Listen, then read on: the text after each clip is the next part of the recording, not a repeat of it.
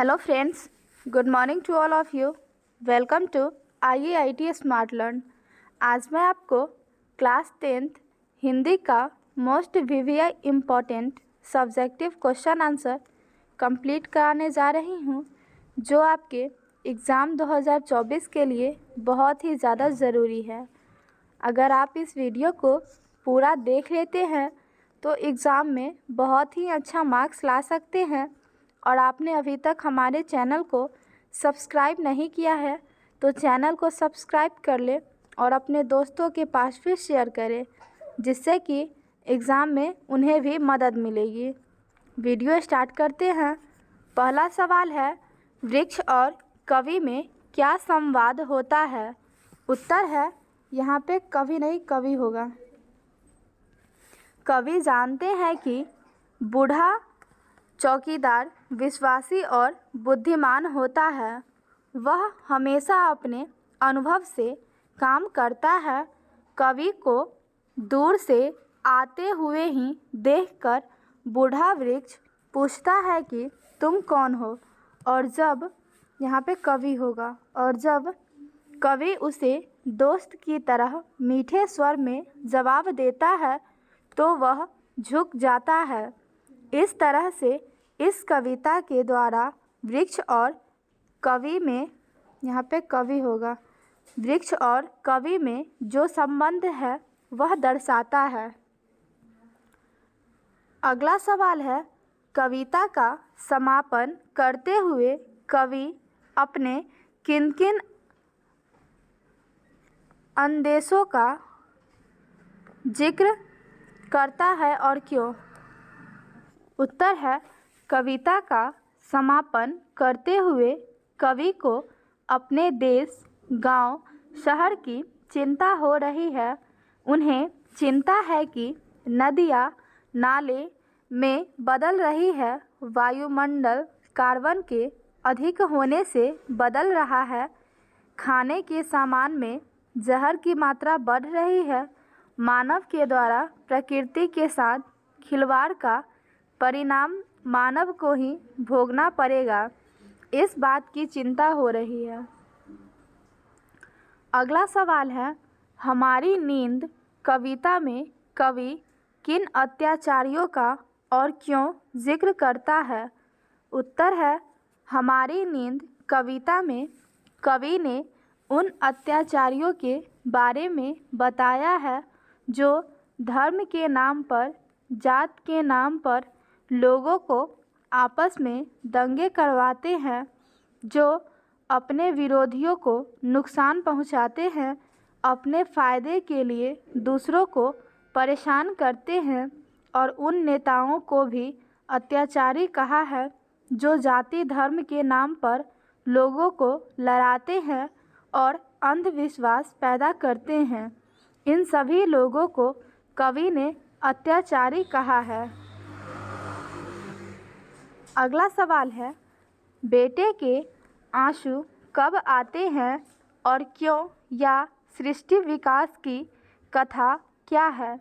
या कवित्री के अनुसार बेटे को आंसू कब आता है और क्यों? उत्तर है, कवित्री का बेटा जब अक्षर का ज्ञान सीख रहा होता है तो उसे अंगा लिखना नहीं आता है।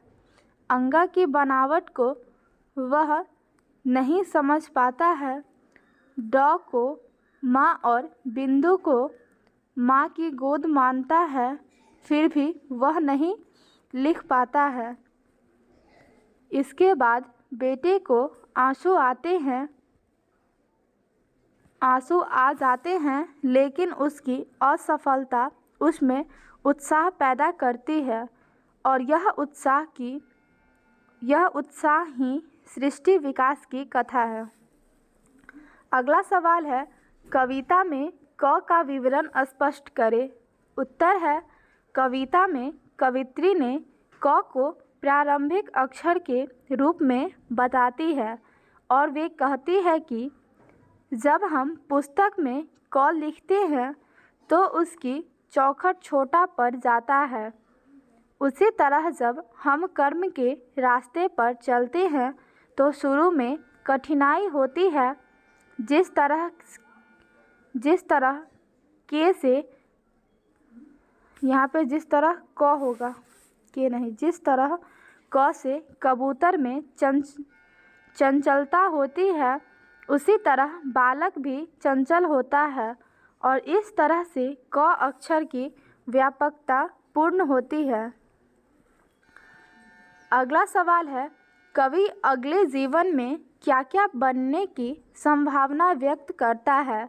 उत्तर है, कवि जानते हैं कि उनका अगला जीवन मनुष्य में नहीं हो सकता है। यदि उनका अगला जीवन मनुष्य में नहीं हो तो वे चाहते हैं कि उनका अगला जीवन अबाबिल, कौवा, हंस, उल्लू, सारस आदि पक्षियों में हो।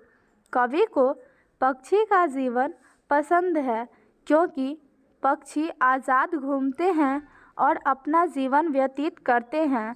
इसलिए कवि पक्षी के जीवन को सबसे अच्छा मानते हैं और अगले जन्म में पक्षी बनना चाहते हैं।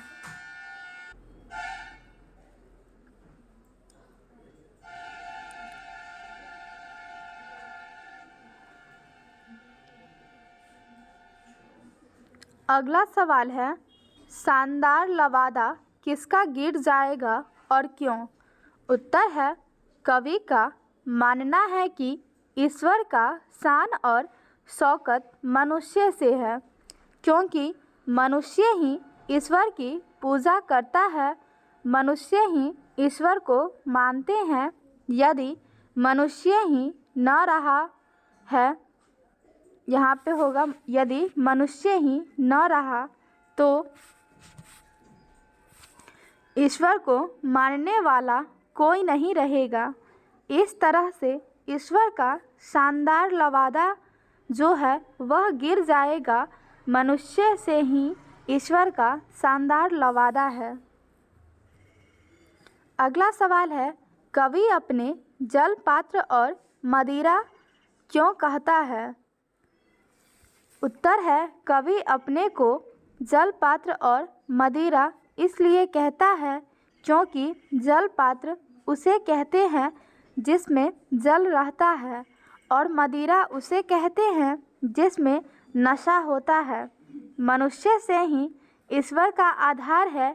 यदि मनुष्य ना हो तो ईश्वर भी किसी काम की नहीं। ईश्वर का सत्ता मनुष्य से ही है, इसलिए कवि अपने को जलपात्र और मदिरा कहते हैं। अगला सवाल है, कवि को वृक्ष बूढ़ा चौकीदार क्यों लगता है? उत्तर है, जिस तरह चौकीदार हर वक्त दरवाजे पर खड़ा होता है और पहरा देता है, वह सर पर पगड़ी बांधे हुए रहता है, फटा पुराना जूता पहने हुए, पुरानी खाकी वर्दी पहने हुए, कंधे पर राइफल लिए हुए घर की रक्षा करता है। उसी तरह कवि के दरवाजे पर एक बहुत पुराना वृक्ष है जो हमेशा कवि के आने पर उससे चौकीदार की तरह पूछता है कि तुम कौन हो। इसलिए कवि को बूढ़ा वृक्ष चौकीदार लगता है। इस तरीके से मैंने आपको हिंदी का VVI subjective question answer complete करा दी हूँ, जो आपके एग्ज़ाम 2024 के लिए बहुत ही ज़्यादा ज़रूरी है। इससे पहले के वीडियो में भी मैंने आपको हिंदी का VVI subjective question answer complete कराए हूँ। तो मिलते हैं अब अगले वीडियो में जल्द ही।